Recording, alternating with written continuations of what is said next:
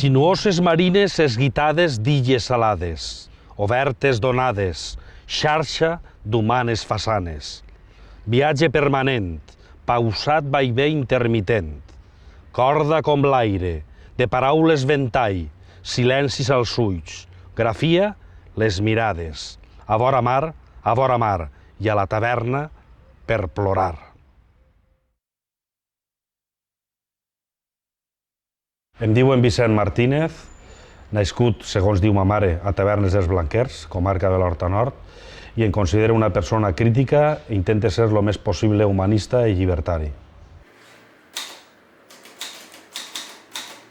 Des de l'adolescència que me va donar per escriure, no sóc una persona així que tinga un plantejament molt rígid ni molt constant a l'hora d'escriure, ni tampoc crec en allò de la inspiració. Simplement, en un moment determinat, me sorgís, m'apeteix i agafo el bolígrafo i ho escric.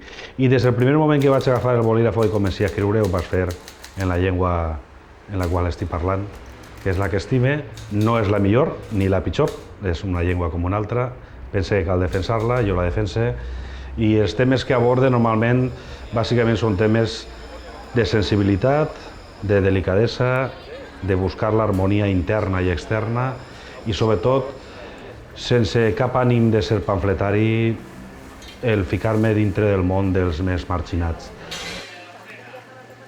Des de sempre he tingut una vinculació per a la gent pària, perquè jo me considero un pària, i me considero molt orgullós de dir-me Martínez, de cognom, i això vol dir pertànyer a les classes populars. Malgrat que haig adquirit una certa cultura, mai m'he sentit allunyat de les classes populars i això sempre m'ha fet tindre un humanisme que m'apropa sobretot a la gent més desvaluada, més fotuda i més marginada per banda de la gent. I me sent a gust, no ho faig absolutament sense ningú ànim de paternalisme de cara a ells, sinó perquè me sento d'ells, sobretot per la malaltia que jo he patit, però no només per això, sinó per la pròpia ideologia i el sentiment que ja en el pas del temps ja els tinc totalment fusionats. Bé, jo personalment tinc un trastorn mental que se diu trastorn bipolar, abans se deia maníaco-depressiu, que consisteix bàsicament en tindre estats anímics molt fluctuants, des d'estar extremadament espitós a estar l'altra faceta, seria com serien dues malalties, l'altra faceta és una caiguda profunda que du a un estat depressiu fort i pense que si això li pot servir a la gent el saber que el que realment ajuda a tot això és, evidentment, l'efecte de les persones volgudes i, sobretot, l'embarcar-se en qüestions culturals i en teràpies com puguen ser tot allò que sigui des d'escriure fins a fer teatre, fins a espectacle, fins a anar al cine, etc. Tot això es pot suplir. València, dolces aigües i dolços fruits. Abans, generosament regada, reduïda a la misèria, t'estime i al mateix temps t'odia. Paratge desolat, on passada l'època de dolces farines, la mort regnara. I el més sorprenent és que plora les cases, habitades com si l'esborraren ruïnes, desplactats.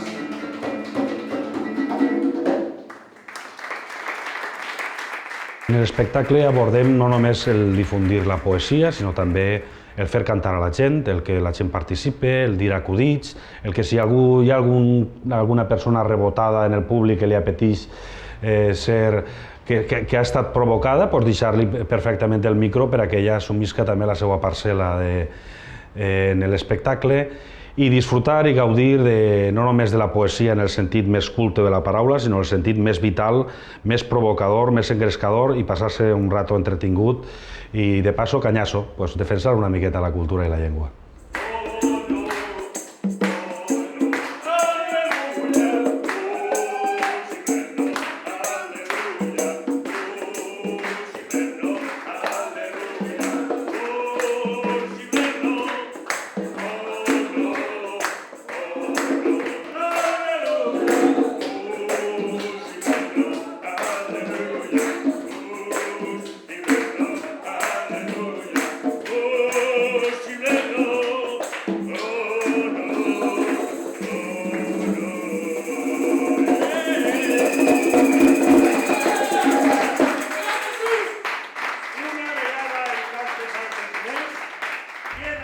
Sembla mentida, però així és, fins i tot en democràcia, en l'any 82, per el mero fet de que 4 anys abans jo m'havia posat el meu nom en valencià, vaig anar al servei militar a Ceuta i allí intentaren fer-me un judici per apologia del terrorisme, no només per tindre el meu nom en valencià, sinó per llegir en valencià, per tindre llibres en valencià i per raonar en els meus companys en valencià.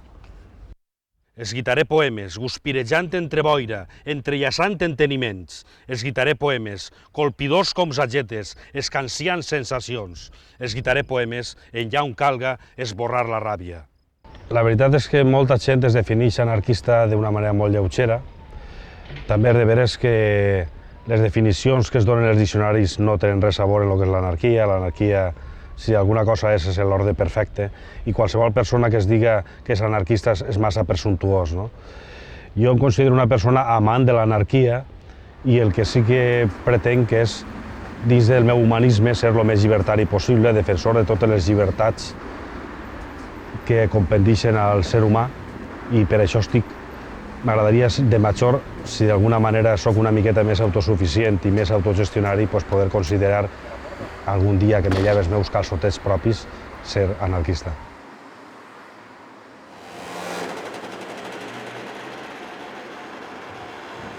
Per a mi fer ràdio és un alliberament, és una teràpia i sobretot és l'entrar en contacte amb les realitats socials. Des d'una perspectiva jo procuro enfocar-ho, sense fugir de les realitats socials, procuro enfocar-ho i donar-li sempre una visió una miqueta lúdica, perquè tots estem acostumats ja a donar una versió massa nefasta a les realitats que tenim, que ho són, però donar-li una visió un poquet lúdica. Per això el programa en el qual m'he embarcat, en companyia de 2 companys, es diu Tocats de l'Ala. I per què? Bàsicament perquè estem al costat dels Tocats de l'Ala, ens sentim Tocats de l'Ala i tenim el dret a dir-nos Tocats de l'Ala i manifestar-ho públicament i entrar en contacte amb tots aquells que estan tocats de l'ala que no tenen opció a entrar en altres mitjans de comunicació. Molt bé, ara se n'anem perquè la senyora Trinitrònica ens ha portat, dic jo, una miqueta de música. I deixar-vos ben clar que avui el nostre programa fem un homenatge al nostre amic, l'anarquista llibertari de Tavernes Blanques, Rafa Arnal. Bé, doncs tot això ha sigut la nostra introducció després de les 5. I això és la nostra vida, veure cantar i ballar.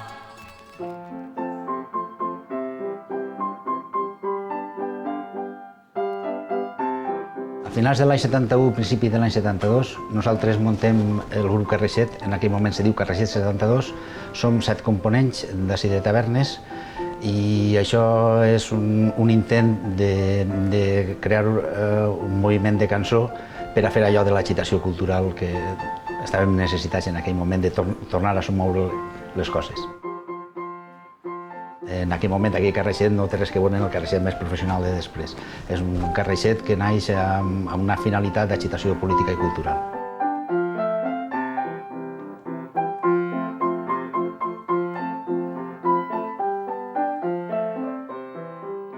En un principi juguem un poc allò del factor sorpresa. Som una gent jove que canta en valencià, allò ens durà molt poc. Ràpidament la policia, el govern civil detecta què és el que estem fent.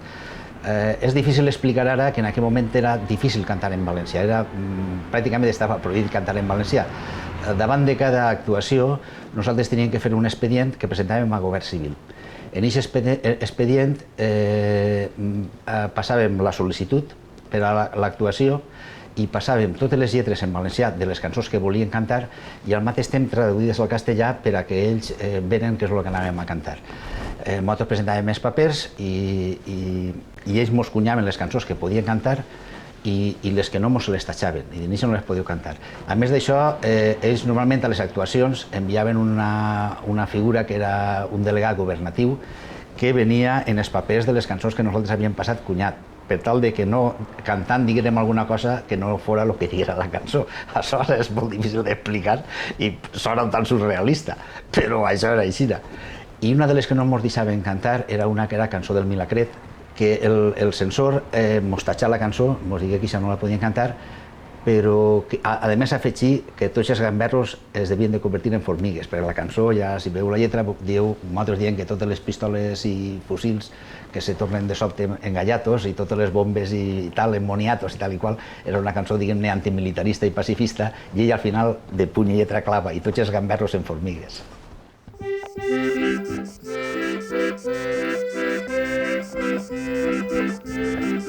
I si el tinguera que definir en dos adjectius, em definiria com un supervivent del franquisme i com un resistent al franquisme.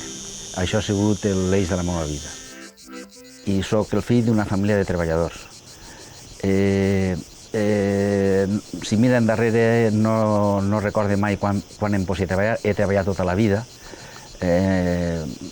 Ma abuela tenia un negoci a Tavernes de palla, llenya, serradura i fem. Quina cosa de tot és més dura per a treballar i més fotuda per a un xiquet. Jo sóc conscient d'una cosa que marca la meva generació i és que nosaltres som els fills dels que van perdre la guerra. Això és una cosa que sempre des de xiquet he tingut clar, que en Espanya havia hagut una guerra i que jo era fill del bando que havia perdut la guerra. Això estava molt clar. Treballar per treballar, mon pare em digué que podia triar l'ofici que volguera, perquè tindria que viure sempre del meu treball. I me n'ania a treballar al Cano a la metal·lúrgia. I allí n'hi havia un ambientillo d'oposició a la dictadura i de lluita, i una repressió feroç i salvatge com era. Això també me va despertar molt el meu instinct militant. Això de la dictadura, això del franquisme, era d'una foscúria i d'una humillació contínua. Feia molts anys que s'havia acabat la guerra i no n'hi havia més mínim respecte per als treballadors d'aquest país. Això, juntat a la meva rebel·lia i la meva consciència, me fa començar a integrar-me en els cercles d'oposició al franquisme. I per aquesta època, l'any 65, l'any 66, imagine, descobrisc el món, casualment, el món del valencianisme.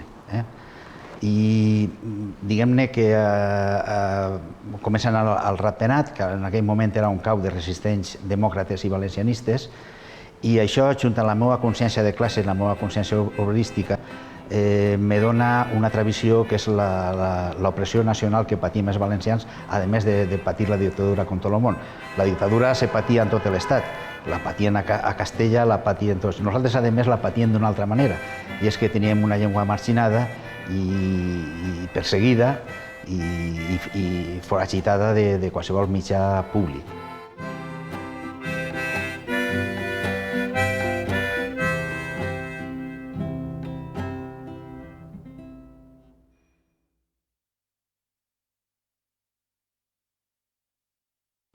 Jo començo en això de la llibreria per un tema de militància política. Això n'hi ha que entendre-ho dins del context de l'any 75, que des del PSPB fem una crida als militants que vulguin muntar llibreries per així establir una sèrie de locals a tot el llarg i ample del país que puguen ser punts de trobada, punts d'encontre, i així naixen un munt de llibreries en aquest moment, que era un dels punts de recolzament de lluita contra la dictadura.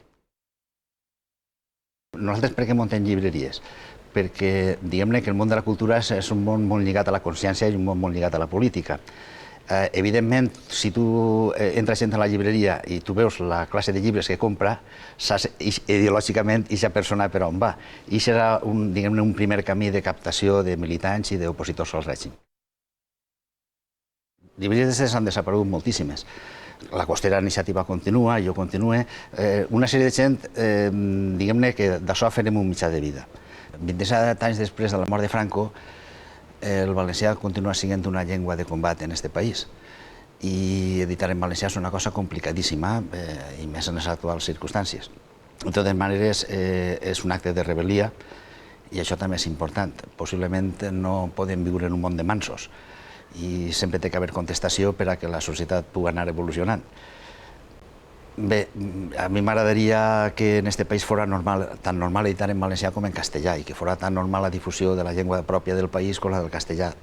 Dissortadament això encara no és una realitat i per això cal continuar el combat, possiblement ara més que mai. Mon pare és un anarquista que mai ha tingut una pistola a la mà. Mon pare és un anarquista que repudiava la violència. Ens han venut una imatge estereotipada dels anarquistes que són tots de bomba i de pistola, això no és així. Els anarquistes en aquella època la meitat se feien vegetarians, la meitat no bevia, en els ateneus llibertaris els explicaven que no n'hi havia que pegar-li a la dona, el senetista que li pegava a la dona era expulsat de l'organització i comptava un pare ple d'orgull. Pues l'anarquisme és una idea que enamora i arrebata i és una de les aportacions filosòfiques i polítiques més interessants dels darrers segles, dels darrers 2 segles. Possiblement en una difícil plasmació pràctica, però que en un món fofo i buit com el que vivim, que sembla que la nova ideologia sigui el somni americà, pues com a contrapunt no està mal això de l'anarquisme.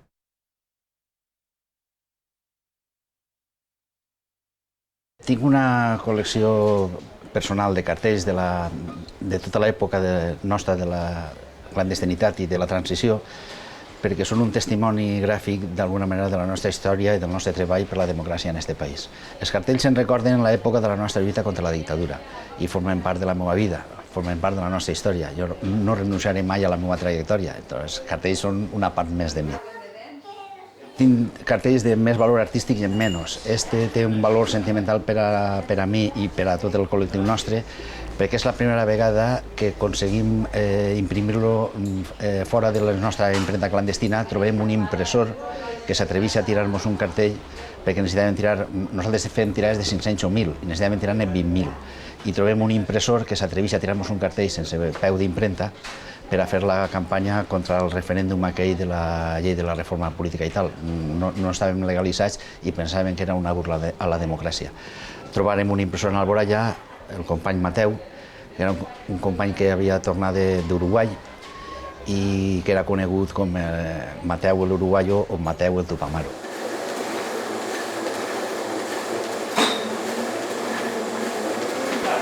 La impremta és un mig, i ha sigut un mig d'enriquir el pensament. I per això ha sigut perseguida, claro. La impremta aporta a que un vast sector de la humanitat sigui capaç d'informar-se, sigui capaç de llegir i sigui capaç de, a més de que tots som capaços de pensar, però pensar concretament sobre temes que se presenten a la palestra. Per a treballar en impremtes era necessari saber llegir. Com a conseqüència, el personal que laboralment se sentia vinculat a la impremta, normalment aquesta vinculació també la traslladava al món social. O sigui, sentien més clar la necessitat d'associar-se, sentien molt clar el sentit de l'explotació, tenien accés a major informació i, evidentment, estaven en unes condicions per a poder col·laborar amb els altres companys de classe per poder ajudar a que el moviment social i reivindicatiu, tant sindical com polític, funcionara.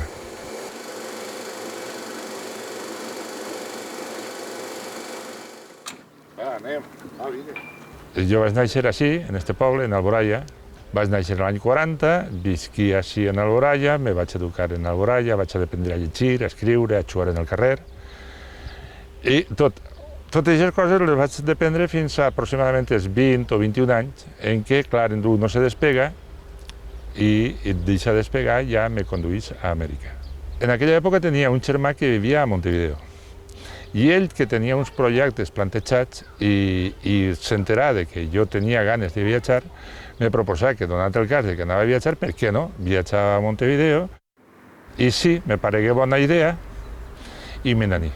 I la meva arribada a l'any 61 és l'arribada d'una persona que és jove, en aquell moment jo tinc 21 anys, i estic intentant trobar coses en la vida.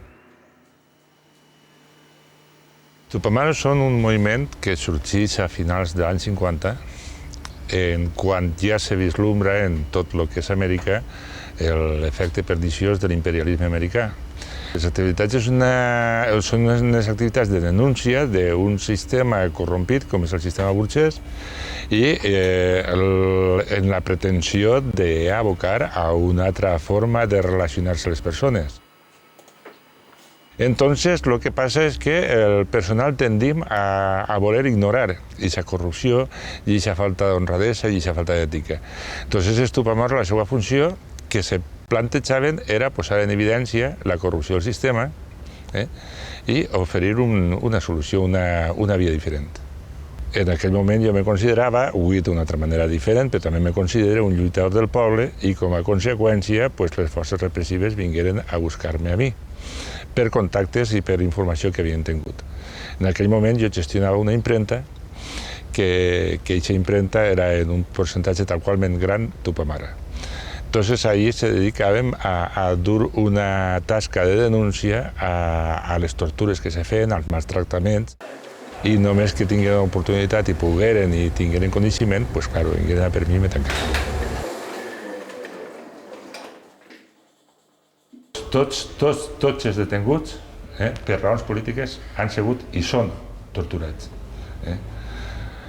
És inconcebible que un militant d'un partit polític o d'una agrupació o de lo que vulgui dir-se, que en aquest moment està lluitant contra un poder establit constitucional, inconstitucional, legal, il·legal, moralment legal o moralment il·legal, com vulguis posar-lo, que les forces repressives el detenen, si no el torturen, no confessa. En el meu cas no van ser els més sàdics. Per les coses que jo sé i per el que m'han contat companys que passaran les experiències que jo passi, evidentment haguem pogut ser moltíssim més sàdics. Quins records duc d'allò? A més dels records que tinc als interiors meus, que això són propis. Doncs físicament el que guarde és aquesta rosa que se veu així, que això és una talla que vaig fer jo, i aquests calçotets. Aquests calçotets són emblemàtics, per a mi. Jo no sé de qui són. Una de les sessions d'interrogació, en el moment d'interrogar-me, com era pràctica habitual en ells per a tratar d'humillar a les persones a les quals s'interrogaven, me despullaven totalment. En acabant et posaven una caputxa, en acabant et manillaven.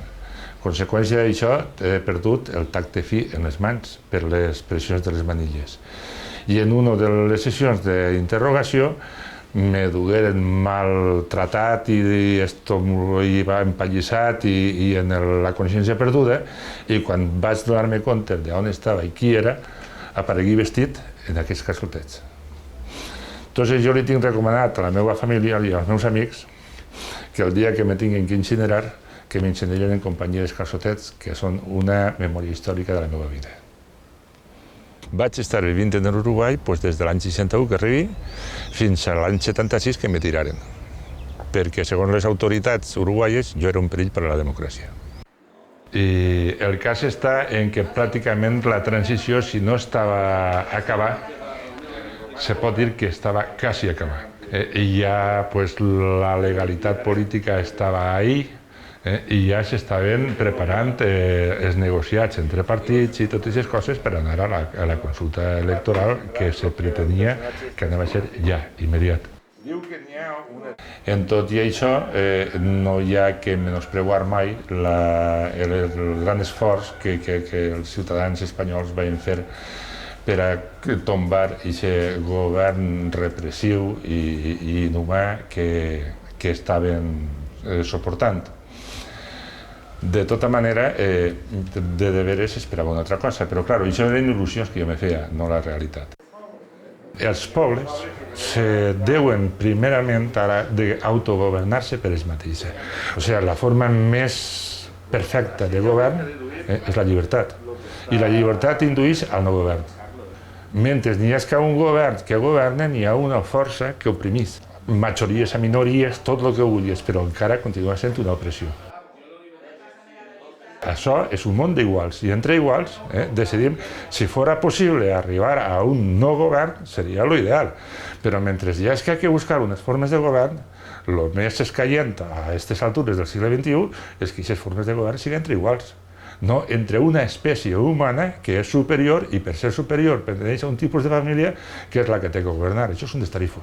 La plataforma 14 d'abril per a la Tercera República és una plataforma que se crea en la qual intenta que els partits polítics que hi ha en l'estat espanyol, les persones individuals que tenim ideologia republicana, ajuntem forces per a d'una vegada i per totes conduir aquest estat a que tingui una forma republicana i democràtica de govern. No és altra cosa més que això. Un epitafi de la meva vida. Pues la meva vida és un cúmul de projectes fracassats en busca d'un triomf. Salud, anarquía y cariño.